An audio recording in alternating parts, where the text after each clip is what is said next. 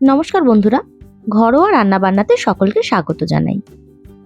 আমার আজকের রেসিপি চিংড়ির মালাইকারি। তো চলুন কিভাবে খুব সহজে দারুণ টেস্টি এই রেসিপিটি তৈরি করবেন সেটাই আজকে দেখাবো।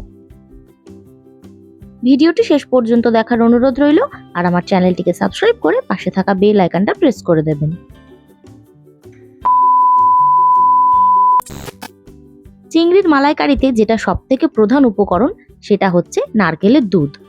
নারকেল আমি মালাই থেকে এইভাবে ছাড়িয়ে নিয়েছি। মিক্সিং জারে সামান্য জল দিয়ে এর একটা পেস্ট তৈরি করে নেব।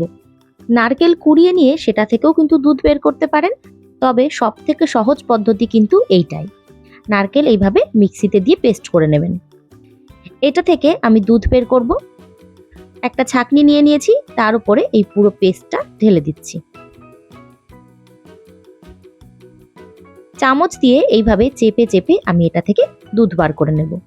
দেখুন, এভাবে চেপে চেপে যতটা সম্ভব ততটা নারকেলের দুধ বের করে নিচ্ছি।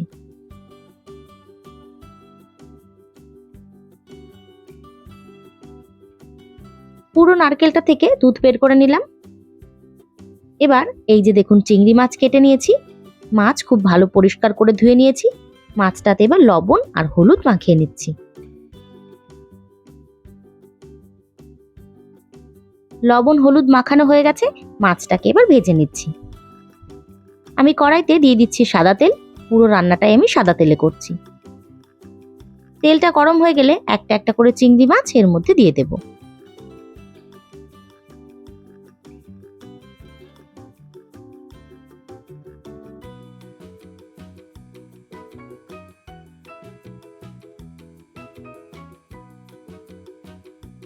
মাছগুলোকে একটু সময় নিয়ে কিন্তু আস্তে আস্তে ভাজবো।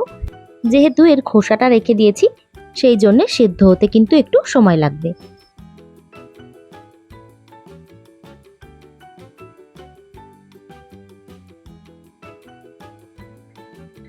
মাছগুলো ভাজা হয়ে গেছে, তুলে নিচ্ছি।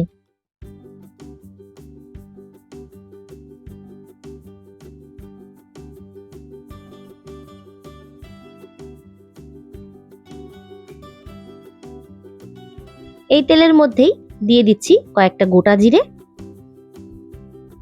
দুটো শুকনো লঙ্কা, আর দেব কয়েকটা গোটা গরম মশলা, দারচিনি, এলাচ, লবঙ্গ। এগুলোকে একটু ভেজে নিচ্ছি। এবার আমি এর মধ্যে দিয়ে দিচ্ছি পেঁয়াজ বাটা। এখানে 3টে পেঁয়াজ বাটা রয়েছে, পুরোটাই দিয়ে দিচ্ছি। পেঁয়াজটাকে হালকা করে ভেজে নেব।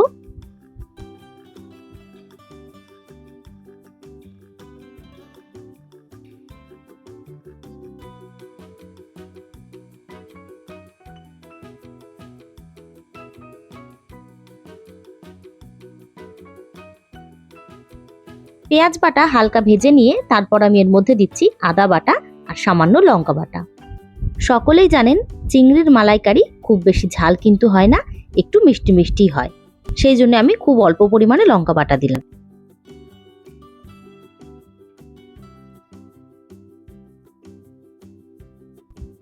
এই মশলাটাও কষানো হয়ে গেলে এর মধ্যে এক এক করে দিচ্ছি লবণ, হলুদ, জিরে গুঁড়ো, ধনে গুঁড়ো আর কাশ্মীরি লঙ্কা গুঁড়ো। এই মশলাটাকেও কষিয়ে নেব।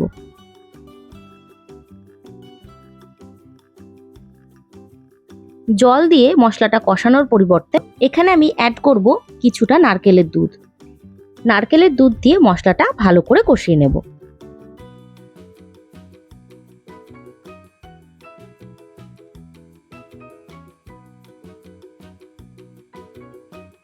মশলাটা একদম কষানো হয়ে গেছে, দেখুন তেল ছেড়ে গেছে। এবার আমি এর মধ্যে দিচ্ছি 3 চামচ টক দই। টক দই দিয়ে আবারও এটাকে মিশিয়ে নিচ্ছি।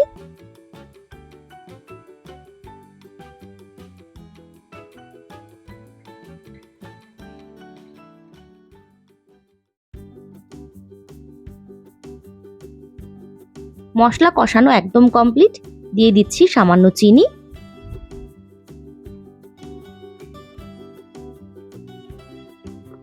এরপর বাকি যেই নারকেলের দুধটা ছিল পুরোটাই আমি এর মধ্যে দিয়ে দিচ্ছি। সাথে সামান্য একটু জল দিয়ে দিচ্ছি। পুরোটা মিশিয়ে নেব।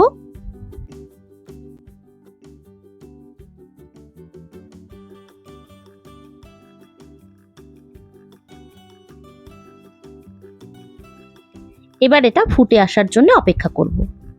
ঝোলটা ফুটে আসলে এর মধ্যে ভেজে রাখা চিংড়ি মাছগুলো দিয়ে দেব।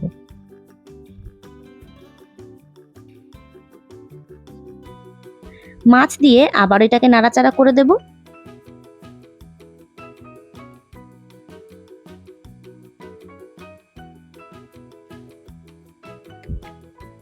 এবার এটাকে 5 মিনিটের জন্য আমি ঢাকা দিয়ে দিচ্ছি। গ্যাসের ফ্লেমটা লো করে দেব। 5-7 মিনিট পর ঢাকনা খুলছি। মাছগুলো একদম সেদ্ধ হয়ে গেছে। আবার ওইটাকে একটু নাড়াচাড়া করে দিচ্ছি।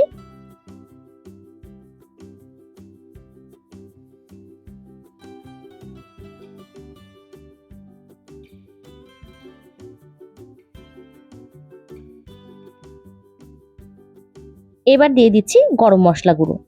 চিংড়ির মালাইকারি কিন্তু একদম রেডি।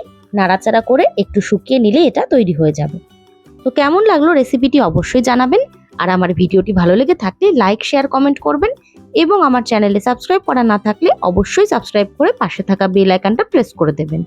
ধন্যবাদ। দেখা হবে নতুন একটি ভিডিও নিয়ে।